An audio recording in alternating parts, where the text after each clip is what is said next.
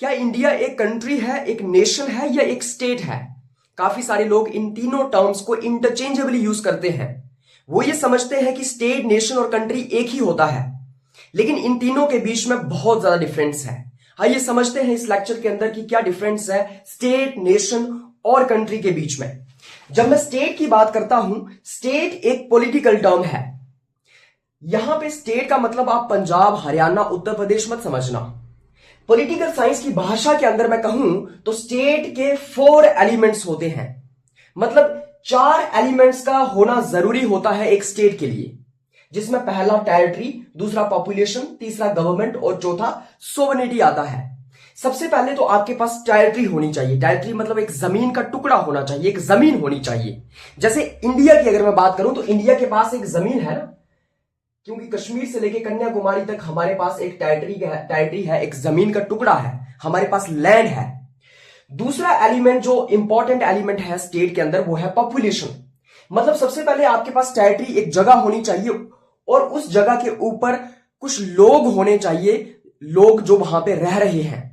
तो इस जगह के ऊपर कुछ लोग रहने चाहिए। There should be the population on this particular territory. उसके बाद तीसरा इसके अंदर आता है गवर्नमेंट।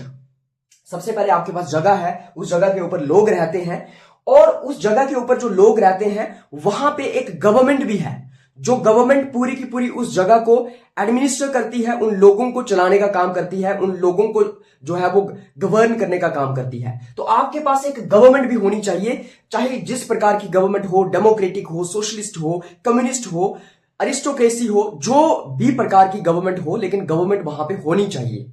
तो सबसे पहले आपके पास एक जमीन होनी चाहिए, उसके ऊपर रहने वाले लोग होने चाहिए और उन लोगों को गवर्न करने वाली एक गवर्नमेंट होनी चाहिए। उसके बाद सोवरेनिटी, आपके पास सोवरेनिटी होनी चाहिए और सोवरेनिटी एक मोस्ट इंपॉर्टेंट एलिमेंट है एक स्टेट का। अगर सोवरेनिटी नहीं होगी, ये 3 एलिमेंट्स होंगे तो भी हम उसको स्टेट नहीं कह सकते हैं। सोवरेनिटी का मतलब होता है कि आपके पास सुप्रीम पावर होनी चाहिए अपने आप को गवर्न करने की। मतलब ये जो गवर्नमेंट है, यहां पे ये जो टेरिटरी है और यहां पे रहने वाले जो लोग हैं, इनके पास पूरी की पूरी ताकत होनी चाहिए कि ये अपने आप को गवर्न कर सकें। मतलब अपने लिए लॉज बना सकें, अपने लिए पॉलिसीज बना सकें, कितनी स्टेट्स बनानी है ये खुद तय कर सकें, किसको रिजर्वेशन देनी है, किसको नहीं देनी है, स्कूल्स कहां खोलने हैं, हॉस्पिटल्स कहां खोलने हैं, रोड्स कैसे बनाने हैं। मतलब सारे के सारे डिसीजंस जो है वो यहां की गवर्नमेंट खुद ले। ऐसा नहीं होना चाहिए कि अमेरिका जो है वो इस एरिया में इंटरफेरेंस कर रहा है। ऐसा नहीं होना चाहिए कि रशिया जो है वो इस एरिया में अपने रोड्स बना रहा है, यहां पे लॉज बना रहा है, पॉलिसीज को डिसाइड कर रहा है। तो सोवरेनिटी का मतलब होता है कि यहां की जो गवर्नमेंट होगी वो सुप्रीम डिसीजन मेकिंग की पावर उसके पास होनी चाहिए। मतलब ये जमीन, यहां पे रहने वाले लोग और यहां की गवर्नमेंट, वो सारे के सारे लोग जो है वो इंडिपेंडेंट होने चाहिए और वो अपने फैसले खुद ले सकें। उनके ऊपर किसी का कंट्रोल नहीं होना चाहिए, उनके ऊपर किसी की रिस्ट्रिक्शंस नहीं होनी चाहिए। वो जैसे अपने देश को चलाना चाहते हैं वैसे अपने देश को चला सकें। ऐसा नहीं होना चाहिए कि कोई बाहर का मुल्क उनके अंदर इंटरफेरेंस कर रहा है। तो ये 4 एलिमेंट्स का होना बहुत जरूरी होता है एक स्टेट के लिए। अगर ये 4 एलिमेंट्स कहीं पे प्रेजेंट हैं तो उसको ही हम स्टेट कहेंगे। अब आइए हिंदुस्तान की एग्जांपल लेते हैं। क्या इंडिया के पास एक टेरिटरी है, एक फिक्स ज्योग्राफिकल एरिया है? बिल्कुल है। हमारे पास एक फिक्स ज्योग्राफिकल एरिया है, कश्मीर से कन्याकुमारी तक, यहां से गुजरात के दिब्रुगढ़ से लेके गुजरात के रन ऑफ कच्छ से लेके दिब्रुगढ़ असम तक। उसी के साथ साथ क्या इस टेरिटरी के ऊपर रहने वाले लोग हैं? बिल्कुल हैं। हिंदुस्तान में 140 करोड़ की पॉपुलेशन है। क्या हमारे पास गवर्नमेंट है? बिल्कुल है, हमारे पास गवर्नमेंट है। इस टाइम पे बीजेपी की गवर्नमेंट चल रही है। और उसके बाद क्या हमारे पास सोवरेनिटी है? क्या हम अपने फैसले, अपने डिसीजंस खुद ले पाते हैं? खुद मतलब हमारी सरकार क्या खुद लॉज बनाती है? बिल्कुल खुद बनाती है। क्या कोई बाहर का देश हमारी सरकार को जो है वो प्रेशराइज कर सकता है, या फिर कोई बाहर का देश यहां पे कानून बनाता है? नहीं बनाता है। अगर बनाता तो सोवरेनिटी नहीं होती। तो नहीं बनाता है तो हमारे पास सोवरेनिटी है। तो हमारी सरकार खुद फैसले ले सकती है। अपने देश को अंदर से कैसे चलाना है, यहां पे कौन से लॉज बनाए जाएंगे, ये भी हमारी गवर्नमेंट डिसाइड करती है। और हमारे बाकी बाहर के देशों के साथ कैसे रिलेशंस होंगे, किसके साथ हम ट्रीटी साइन करेंगे, किसके साथ हम वॉर करेंगे, कौन हमारा दुश्मन होगा, कौन हमारा दोस्त होगा, किसको हम वीजा देंगे, किसको नहीं देंगे, किस देश के नागरिक हमारे देश में आसानी से आ सकते हैं, ये सब भी हमारी सरकार खुद डिसाइड करती है। तो हमारी सरकार के पास सुप्रीम डिसीजन मेकिंग की अथॉरिटी भी है। तो इसका मतलब यह हुआ कि इंडिया एक स्टेट है, हैंस प्रूव्ड। तो अगर आप स्टेट की सिंपल डेफिनेशन समझना चाहते हैं तो आप इसको इस तरीके से समझ सकते हैं, a state is a political and legal entity with population, territory, government and sovereignty. State एक ऐसी पॉलिटिकल और लीगल एंटिटी है जहां पे जिसके पास पॉपुलेशन, टेरिटरी, गवर्नमेंट और सोवरेनिटी है। तो ये चार एलिमेंट्स होना जरूरी होते हैं और स्टेट एक पॉलिटिकल कंसेप्ट है, ये आपको समझना है, पॉलिटिकल कंसेप्ट। वहीं दूसरी ओर जब मैं नेशन की बात करता हूं तो नेशन क्या है? नेशन एक पॉलिटिकल कंसेप्ट तो बिल्कुल नहीं है। नेशन के पास इन चार एलिमेंट्स का होना जरूरी नहीं है। नेशन एक इमोशनल कंसेप्ट है। नेशन एक कल्चरल कंसेप्ट है। तो जब मैं नेशन की बात करता हूं, नेशन का मतलब होता है nation is a group of people who feel emotionally connected because of common identity. एक नेशन लोगों का समूह होता है जो लोग आपस में इमोशनली कनेक्टेड होते हैं।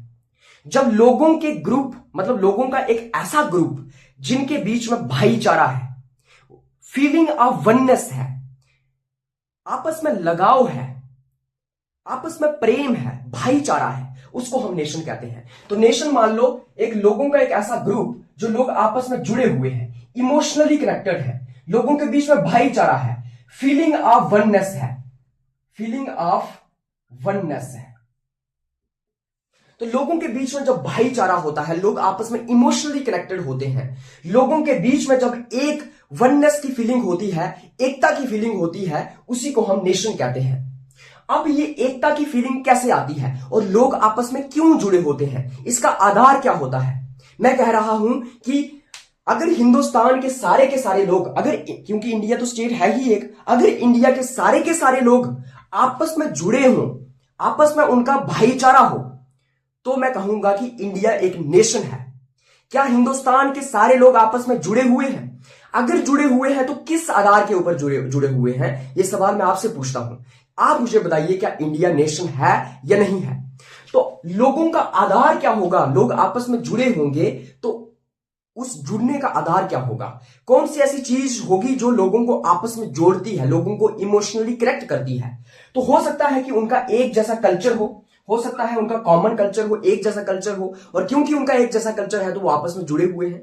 जैसे कि हम डोगरे लोग हैं तो हमारा डोगरों का एक जैसा कल्चर है, तो डोगरे आपस में जुड़े हुए हैं ना, कि तू भी राजमा चावल खाता है, हम भी खाते हैं, हमारा एक जैसा कल्चर है, हम भी डोगरी गाने गाते हैं, तू भी गाता है, तो आपस अपनापन महसूस होता है ना। तो वो अपनेपन की फीलिंग को ही नेशन कहते हैं, जब लोगों के अंदर अपनापन महसूस हो। तो हो सकता है कि हमारा कल्चर एक जैसा हो इसलिए लोग आपस में जुड़े हों, या फिर हो सकता है कि लोगों की भाषा एक हो, और लोगों की क्योंकि भाषा एक है इसलिए लोग आपस में जुड़े हुए हैं, उनके बीच में अपनापन है। जैसे फॉर एग्जांपल, अगर आप कहीं पे कश्मीर में चले जाएं तो कश्मीर में सारे लोग कश्मीरी बोलते हैं, तो कश्मीर में सारे लोग कश्मीरी बोलते हैं तो वो आपस में इमोशनली कनेक्टेड हैं। क्यों? क्योंकि उनकी एक जैसी भाषा है।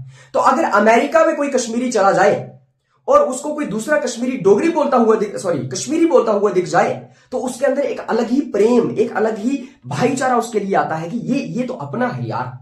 तो हो सकता है उनकी भाषा एक जैसी हो सकता है उनके ट्रेडिशंस, उनके रीति रिवाज एक जैसे हो, एक जैसे वो कपड़े पहनते हो, एक जैसा वो खाना खाते हो, या हो सकता है उनका मजहब एक हो, उनका रिलीजन एक हो, या फिर हो सकता है कि उनका इतिहास एक रहा हो, उनका इतिहास एक रहा हो, जैसे हिंदुस्तान का एक इतिहास रहा है। हम सभी ने, हिंदुओं ने, मुसलमानों ने, सिख, ईसाई, हम सभी ने इकट्ठे होकर अंग्रेजों के खिलाफ लड़ाई लड़ी है। सो हमारी कलेक्टिव हिस्ट्री है, हमारी कॉमन हिस्ट्री है, हमारा एक जैसा इतिहास है, और क्योंकि हमारा एक जैसा इतिहास है, हम सभी ने मिलकर जो है अंग्रेजों के खिलाफ स्ट्रगल लड़ी है, हमारा एक जैसा इतिहास है, हमारी एक जैसी वैल्यूज हैं, हमारी एक जैसी सिविलाइजेशन है, तो इसलिए हम आपस में जुड़े हुए हैं। तो ये सब बेसिस हो सकता है, ये सब आधार हो सकता है लोगों का आपस में जुड़ा होने का, लोगों के अंदर अपनेपन का, ये सब जो है वो आधार हो सकते हैं, ये सब बेसिस हो सकता है।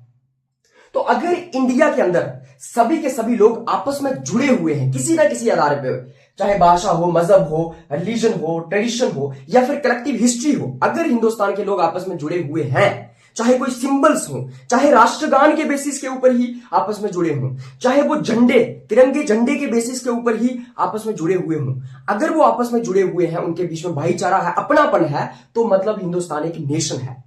अब जरूरी नहीं है कि एक स्टेट एक नेशन भी हो, एक स्टेट के अंदर बहुत सारे नेशंस हो सकते हैं।